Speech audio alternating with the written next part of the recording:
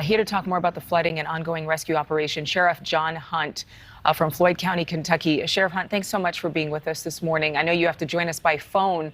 What's the situation like where you are? So a lot of our waters have receded, and most of it has gone down now out of the streets, now the roadways. But we're left with a lot of devastation, and obviously the mud and the debris and the roadway, the infrastructure problems that we have. So that's what we're doing today, is assessing a lot of damage and starting some cleanup.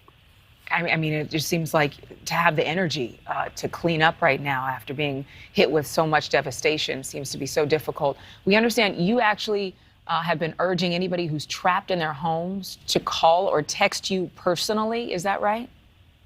Yes, we were without landline phone lines and without cell service for a long time, most of the day yesterday throughout the flooding. So we gave our cell phone numbers to text. They could text us personally.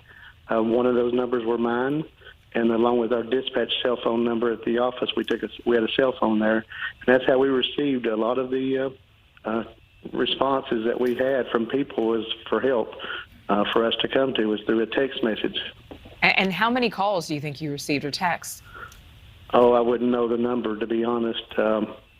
Personally, probably over 100 myself. Oh, my goodness. 50 after we gave the numbers out, but yeah, so that was just a way of communicating for most people, was to send a text, and they were begging, and they were saying, I don't have phone service, I don't have anything. And Wi-Fi or text message was the only thing they could get out. So what kind of rescue operation were you all and have you been conducting? Were people going out on boats? Were deputies going out, by helicopter, as we've been talking about with our correspondent Robert there? Yeah, so we used a lot of watercraft. We started early before daylight yesterday morning with any form of watercraft we could get. We used everything from kayaks to john boats to the emergency rescue boats.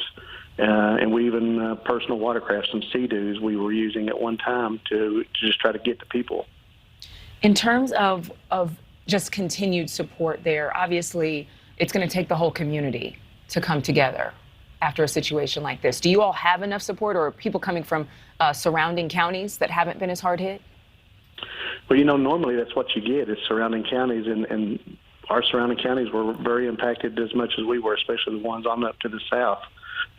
Pike County and our neighbor Knott County and Letcher County, and those places were hit equally as hard. So really we'll start today and seeing what the resources we have. Our governor he was spot on about getting a declaration of emergency yesterday morning early and putting some things in place, and we did get some National Guard help early on yesterday in some counties.